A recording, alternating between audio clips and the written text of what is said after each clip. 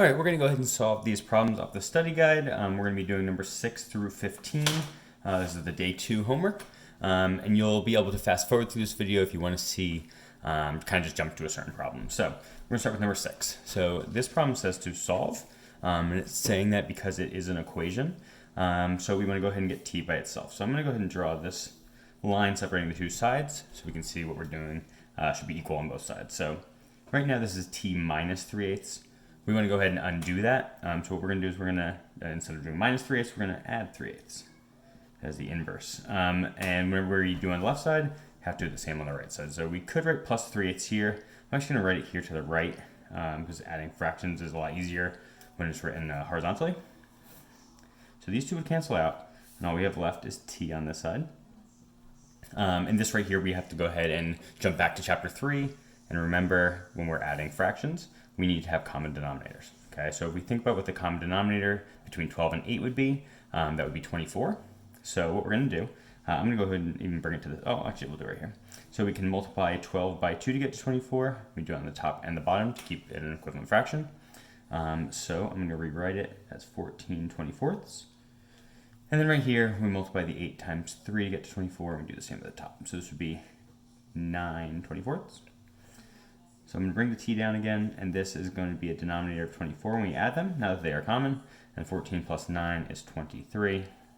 And this right here is our final answer. This is simplified. So t is equal to 23/24. All right, our next problem, number 7. So it says that Ryan ran 2.5 miles. Tanya ran 1 1/4 miles further than Ryan. How many miles did Tanya run?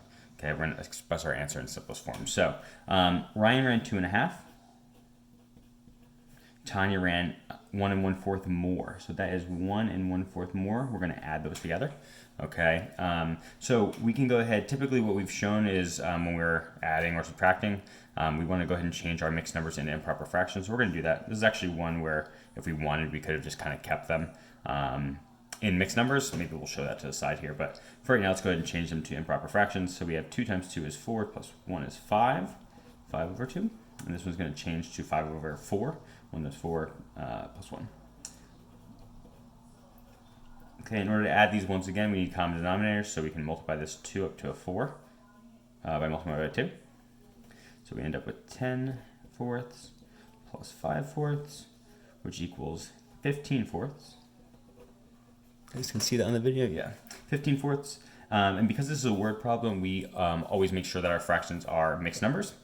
So our final answer would be 4 goes into 15 3 times, and that makes 12, which means there's 3 left over. So 3/4 left over. So 3 3/4 of a mile, or you can say of miles, 3 3/4 of a mile. Okay, I go box this answer. I'll go ahead and show you the way that we could have left these as they were. So here's the alternate method. I'll draw a line down here. 2.5 plus 1 1/4. So what we could have done, since they're both positive, we can go ahead and multiply this to get it to be a common denominator by 2. So we have 2 2/4 plus 1 1/4. So we add the whole numbers together. 2 plus 1 is 3. And then our common denominators were 4, which get added together. So 3 3/4 of a mile. Same thing. So that's just another route you could have taken. Okay, now we're on to number 8. So for number 8, it says the Pelicans badminton team scored 36 points against the Patriots. The Patriots team scored 1 1/4 times as many as the Pelicans. Okay, how many points did the Patriots score? So what this is saying is 1 1/4 times as many as the Pelicans. So we're going to take the Pelican score and we're going to multiply it by 1 1/4. So we're going to take 36 and multiply it by 1 1/4. Okay, I'm going to change this to an improper fraction, and I also want to bring this 36.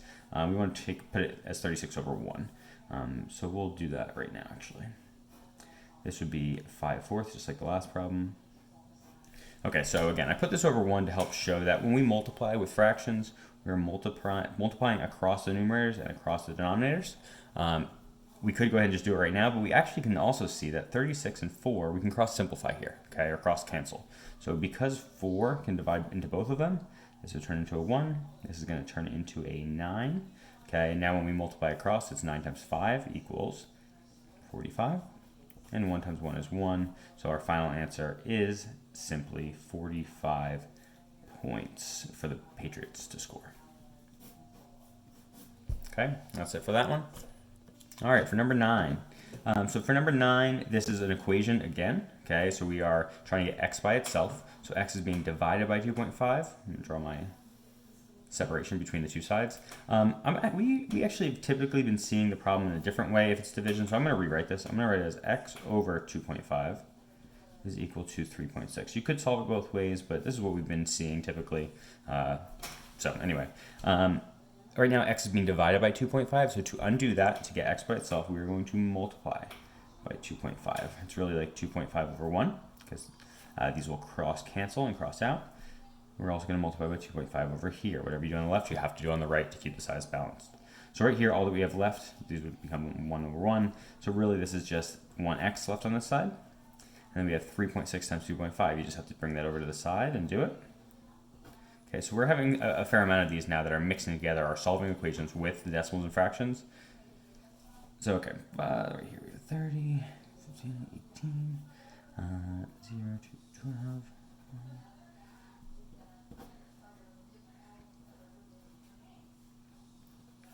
All right, so I have 900 and I move over 2 decimal places.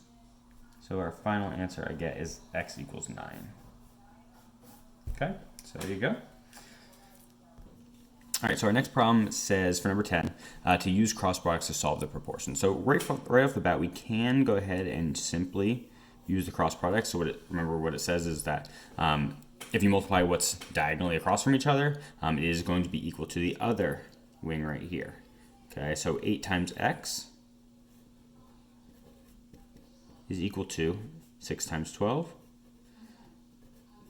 Okay, now, sorry, that is 72. The other thing you can do, though, is you can also simplify this. We'll actually do that to the right here in just a second. But for right now, we have 8x is equal to 72. We can divide by 8.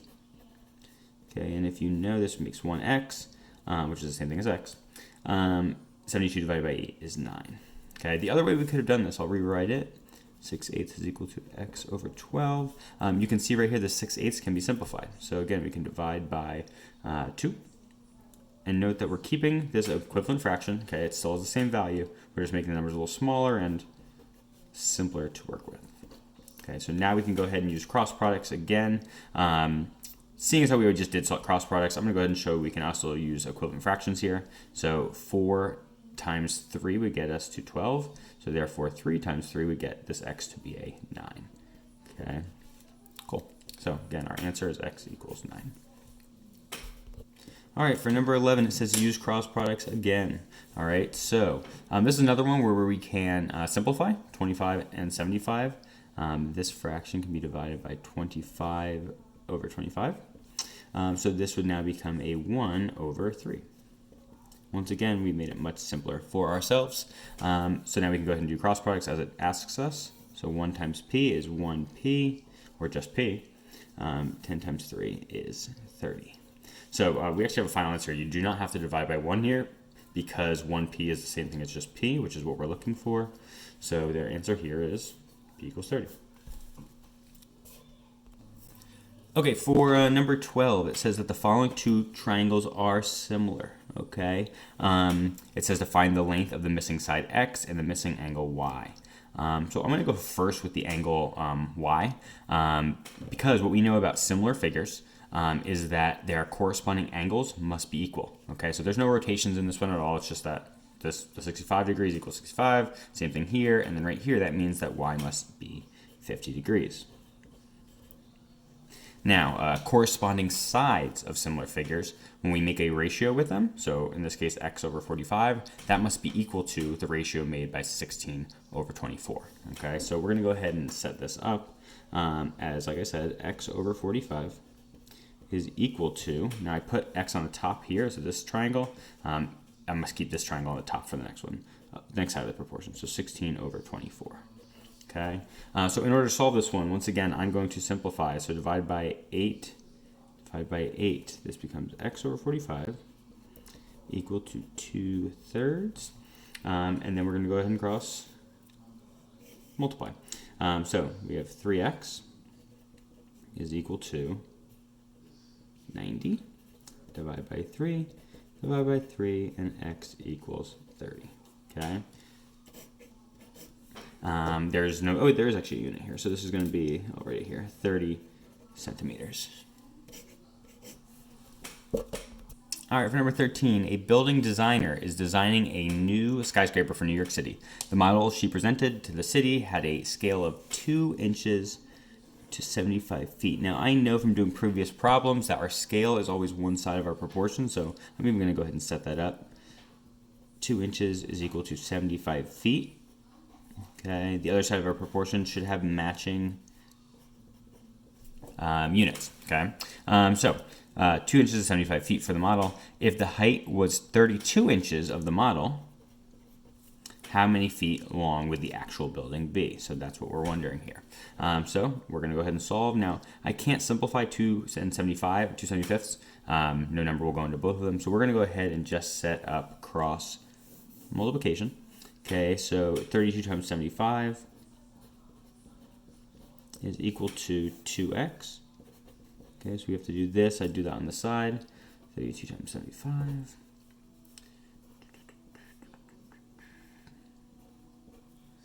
Same thing.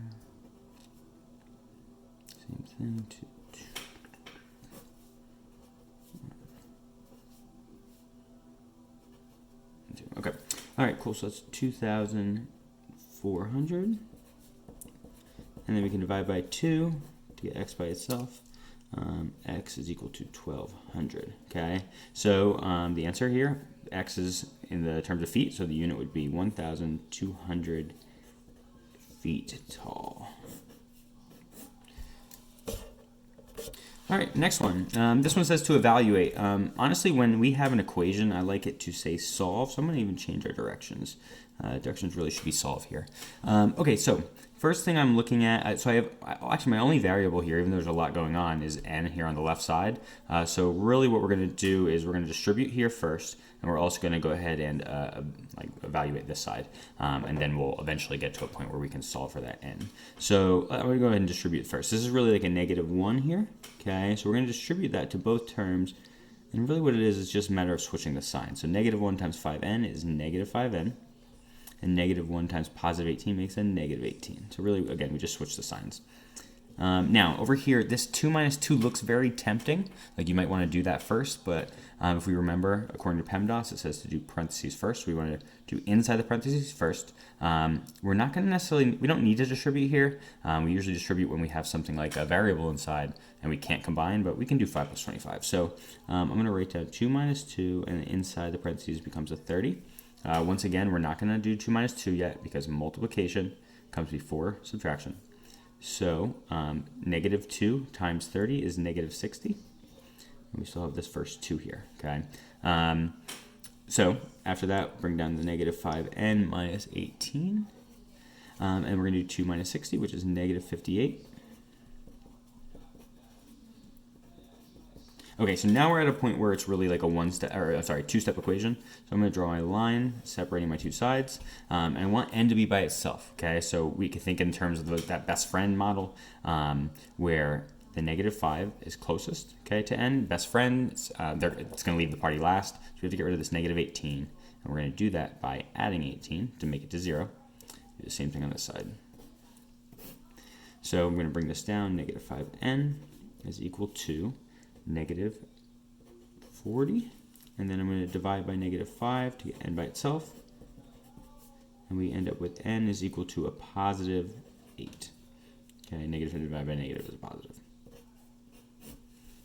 All right, here's our last one. These two figures are similar, so once again we have two similar figures. We want to find the length of this missing base, this missing side x. Okay, so this one, there is a kind of a flip rotation going on. Take note that we have all 3 sides on this one, and then 2 sides here with the missing variable. Now, we do not have to make a ratio for every single corresponding side. We only need to make a proportion where one of the corresponding pairs involves x. So we wouldn't want to do 48 over 8 and 72 over 12 because that proportion doesn't involve x. Okay. So what we want to go ahead and do, let's make sure we use x. So I'm going to use x first. X over 84 is equal to, so I used x and 84, so I put this one on top, so I want to start over here again. So I'm going to do 8 and 48. 8, and 48. Now you could have used 12 over 72 here instead, but this one is required. So I'm going to simplify, divide by 8, divide by 8. That gets us 1 over 6. And then we're going to go ahead and cross multiply. 84 is equal to 6x, divide by 6, divide by 6. Let's take that over here for long division. One time, I think this is 14. 6, 2, yep. This goes in there 4 times. So therefore, x is equal to 24. There's no unit here. Oh, I'm sorry, not 24, 14. There's no unit here, so we can just go ahead and say 14 is fine. And that is it, okay? We will do the rest of the problems in probably 2 more videos.